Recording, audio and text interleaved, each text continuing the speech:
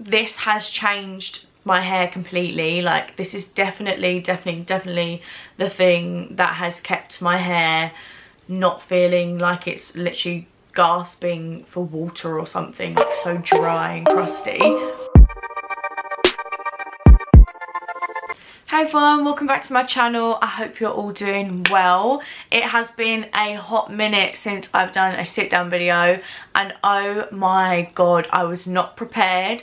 Okay, my ring light has gone bust on me. I haven't used it for a hot second and now it's gone bust. I have another one, but it's like a mini one. So when I tell you, you're currently on my bedside table on top of my Dyson Airwrap on a tripod with a ring light on it, it is the most makeshift situation I have ever seen. Okay, it is crazy. But we're back, okay? We're sat down, you're back in my room, in my bed. Hey, how you doing? Today I am here to talk all about my hair and how I keep it healthy while still using bleach on it. Someone recently commented asking what my hair care routine is because my hair looks healthy. Literally one person, but I'm taking it, I'm running with it. That's how you know how easily influenced I am by your comments. So if you want to see a video, let me know in the comments because it's how easy it is to persuade me. So I'm going to be taking you through my hair care routine and all my little tips and tricks for what I think keeps my hair looking and feeling healthy.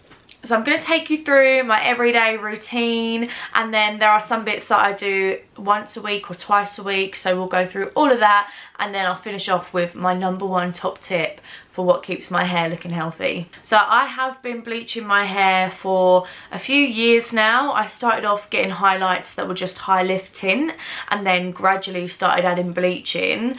And as we all know, bleach is not good for your hair, okay, especially if you use a lot of heat on it, which I always used to. I pretty much used to straighten my hair every single day and I would have bleach in there. So my hair went through a little bit of a rough time. So I've been bleaching it, I've been using heat on it, and I feel like I'm finally in a place now. Probably comes with like age, but I'm starting to look after my hair, and there are just certain things that I think really do the trick. My only problem is I did change a lot of things in one go, so it's hard to necessarily pinpoint and say this is the #1 thing, but I'm just going to walk you through my routine. So we'll start off with how often I wash my hair. So I used to wash my hair every other day, like religiously, and my hair can get quite oily and greasy quite quickly, so I would always wash it every other day. But now I've got to a point where I'm trying to wash it less. If I have to wash it, I have to wash it. Like if I'm going on a night out and it looks awful, I'm gonna wash it. Like yesterday I washed my hair because I'd been to the gym and hadn't washed it for a few days, and I was meeting my friends to go out for food. And then today I went swimming, so I've washed it again today. So that's obviously 2 days in a row. So if I have to wash it, I will. But I do try where I can to long out how much I wash my hair. So currently I'm at a period where I will try and wash my hair like once every 3 days rather than every other day. This has been working really well for me. I use dry shampoo when I need to, but it just sort of fits in well with my schedule. I don't know how, it just seems to work. So every other day or once every 3 days seems to work well. I do know some people that can go like a whole week without washing their hair though, and that could never be me. Like, I know your hair washes itself, it's got natural oils and all this stuff. I remember when I had COVID in 2020, I was in my room not leaving because I live with my parents, and so I didn't wash my hair for, it must have been, I think at the time it was like a 14-day isolation period, and my hair was bad. Like, I hadn't washed it prior to finding out I had it as well, so it was just a disaster. And I came out and my hair was awful, like it was so bad, and I was like, everyone tells me it washes itself, like where is this? So that doesn't work for me. I also have a very dry scalp, so when I shampoo, moving on to how I wash my hair, nice little segue there. When I wash my hair, I shampoo twice, and this is something that I have only been doing for the past few months, and I've noticed a big difference. This is more so just to make sure that my hair isn't going greasy really quickly, so then I don't have to wash it as often. So the 2 shampoos I use, the first one is Head and Shoulders because your girl gets dandruff. Okay, I have quite a dry scalp, and that's why I have to be quite careful with dry shampoo because I find it can give me like sort of like scabby scalp, which I know sounds really awful, but I swear you can't see it or anything, I can just feel it. And another thing I've started doing with shampoo ever since seeing it on TikTok is, I think the word's emulsifying it. Like, I just rub it in between my hands before putting it in my hair, because I used to just squeeze a load in my hand and then just put it in. But now I like emulsify it and then put it in, because apparently that's the best way to wash your hair. Don't ask me why. I just saw it on TikTok and I've done it ever since, and I have noticed a difference. I swear I have. The second shampoo that I use is the Aussie shampoo, and I swear by any hair products by Aussie, like, they just make my hair feel so nice. There's no particular one that I go for. I think recently I've been using the Colour Stay one, I think it is, a lot, but any Aussie shampoo I find just works really nicely in my hair. So they're the two shampoos I use. So I'll go Head and Shoulders first and then Aussie after. Obviously rinse out the Head and Shoulders first, then go on to your Aussie shampoo and rinse that out. And then for conditioner, I always use the Aussie 3-minute conditioner. So I'll leave it in my hair and then like carry on my body wash, shave, whatever I want to do my face, and then rinse it out. So sometimes it's not in for the full 3 minutes, but a lot of the time it is. But that is the conditioner that I use and I love it. Again, it makes my hair feel really shiny and really soft, and yeah, I swear by any products by Aussie. So if they want to sponsor me, let me know. Now that is my like regular hair wash routine. Like if I'm having a quick shower, if I'm having a going out shower, that is my go-to, like what I wash my hair with. It's always in my shower ready to go. But I do have some products that I use like once or twice a week along with those products or in replacement of those products. So this one, I'm sure you've all heard this before in probably everyone's hair care routine, but the big one that I use only once or twice a week is Olaplex. Now I have noticed such a difference since using Olaplex, and the only reason I use it once or twice a week is because it is expensive. Okay, it is expensive. So I don't use it loads and loads and loads. I just use it once or twice a week, and I will usually replace like the Aussie with Olaplex. I'm still using my Head and Shoulders and then I'll use my Olaplex. If I could afford to be washing Olaplex down the drain that often, I probably would, but I don't use that often. I actually used it today for the first time in a couple weeks because I'm so frugal with it. I don't leave it in the shower because I'm scared of other people using it. And I just kept forgetting to take it into the shower. So I've been using Aussie only for the past few weeks, and then today I used it and I was like, oh, it just feels so good. But literally when I squeeze it out the bowl, I'm like, oh, my heart. So they are my main shampoos and conditioners that I use. I literally, yeah, I love them. I've never had any problems with them. Like, I've had shampoos and conditioners before that just make my hair feel greasy and like just don't really agree with my hair. So these ones are chef's kiss.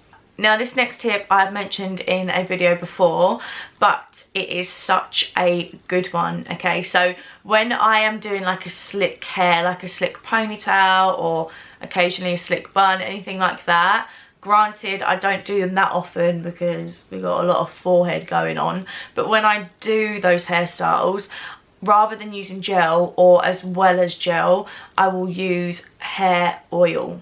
Now the hair oil I have been using is the Fable & Mane hair oil, and that is simply because I got gifted it for Christmas. So I don't have any other hair oils to compare it to. I've just been using this one and I really like it.